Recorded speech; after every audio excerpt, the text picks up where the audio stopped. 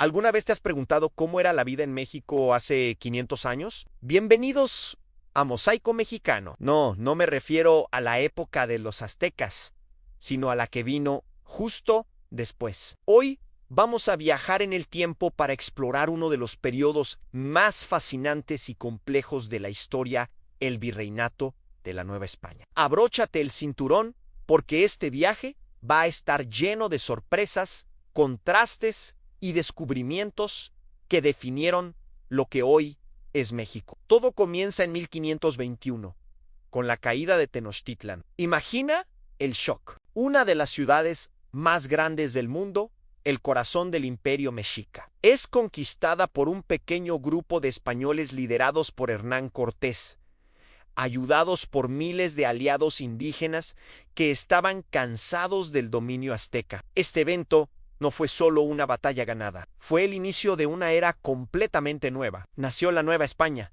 un territorio inmenso que llegaría a abarcar desde lo que hoy es el sur de Estados Unidos hasta Centroamérica e incluso las Filipinas al otro lado del Pacífico. Pero, ¿cómo se gobierna un territorio tan vasto y diverso? La corona española estableció un sistema de virreinato. Piensa en el virrey como el representante personal del rey en América. Era la máxima autoridad, casi como un rey en miniatura. El primer virrey, Antonio de Mendoza, llegó en 1535 y con él se consolidó una estructura política y social que duraría 3 siglos. Debajo del virrey estaban las audiencias, que eran como tribunales supremos, y luego una red de gobernadores y alcaldes que administraban las provincias y ciudades. Una de las primeras cosas que hicieron los españoles fue fundar ciudades. Sobre las ruinas de Tenochtitlan construyeron la Ciudad de México, que se convirtió en la capital del virreinato,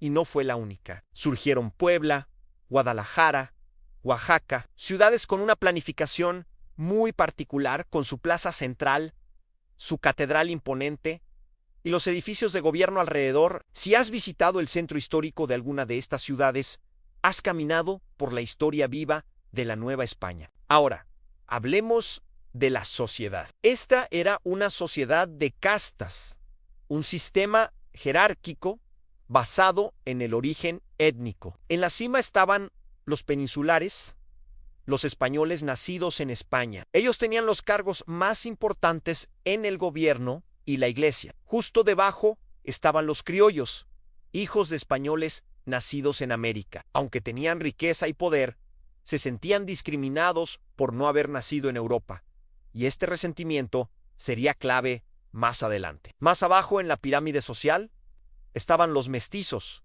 hijos de españoles e indígenas. Eran un grupo en constante crecimiento que se dedicaba a oficios, al comercio o eran capataces en las haciendas. Luego venían los indígenas, la población mayoritaria, aunque legalmente eran súbditos libres de la corona. En la práctica, sufrían explotación y abusos a través de sistemas como la encomienda, que los obligaba a trabajar para un español a cambio de protección y evangelización. Finalmente, en la base, estaban los africanos traídos como esclavos para trabajar en las minas y plantaciones, y sus descendientes, los afromestizos. Esta mezcla de culturas es quizás el legado más palpable de la Nueva España. Imagina la escena. En un mercado podías escuchar hablar náhuatl, español, otomí y lenguas africanas. Los sabores se fusionaron. El maíz y el chile se encontraron con el trigo y el cerdo. De esa mezcla nació la gastronomía mexicana que amamos hoy en el mole,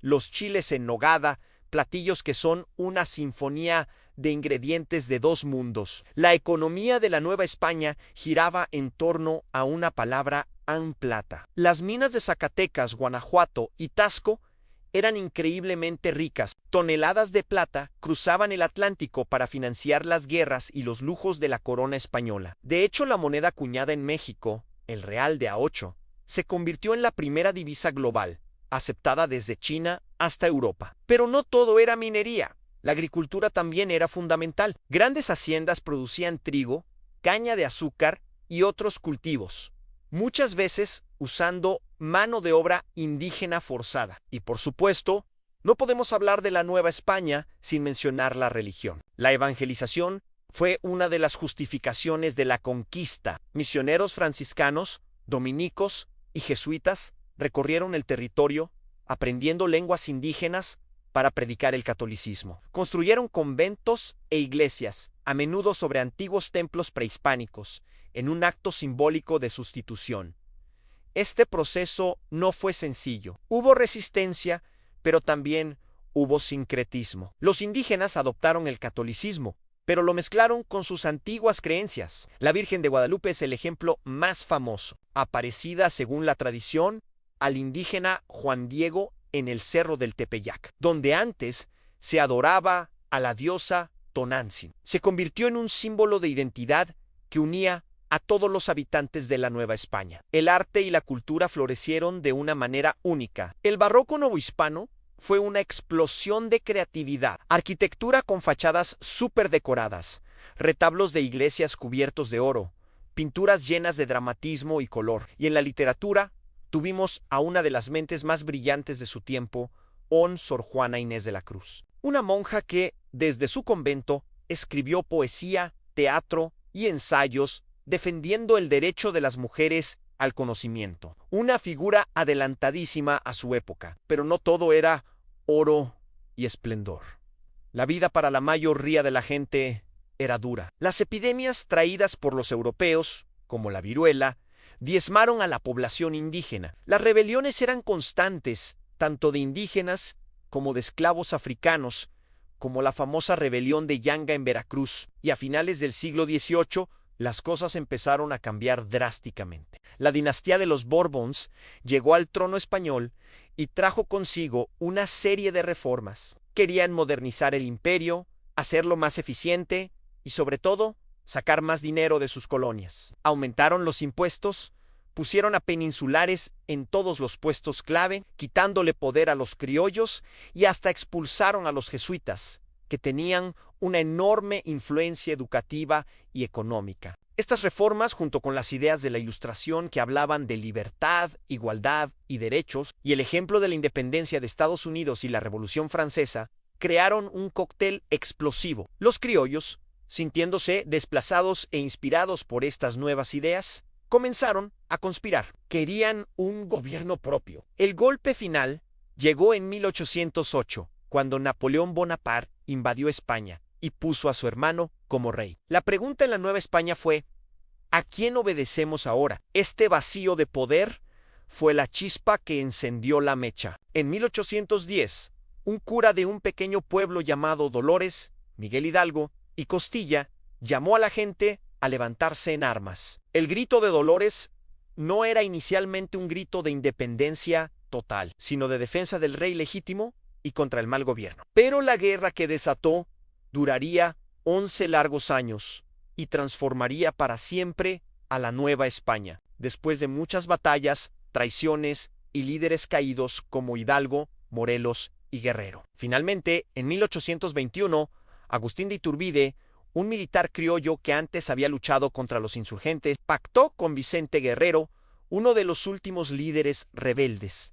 Juntos proclamaron la independencia. La Nueva España dejaba de existir para dar paso a una nueva nación en México. Así terminaron 300 años de historia. Una época de contrastes brutales de inmensa riqueza y extrema pobreza, de profunda fe y cruel explotación, de creación artística y de violencia social. Entender la Nueva España es fundamental para entender el México de hoy. La lengua que hablamos, la religión que profesa la mayoría, la comida que disfrutamos, la diversidad de nuestra gente, e incluso muchos de nuestros problemas sociales, como el racismo y la desigualdad, tienen sus raíces en este largo y complejo periodo virreinal. Así que la próxima vez que camines por una plaza colonial, admires un retablo barroco o te comas un mole delicioso, recuerda que estás conectando con 300 años de historia que forjaron la identidad de una nación. Espero que este viaje al pasado te haya gustado tanto como a mí. Sí aprendiste algo nuevo. No olvides darle like a este video, suscribirte al canal y activar la campanita para no perderte nuestras próximas aventuras históricas. Gracias por acompañarme y nos vemos en el próximo video.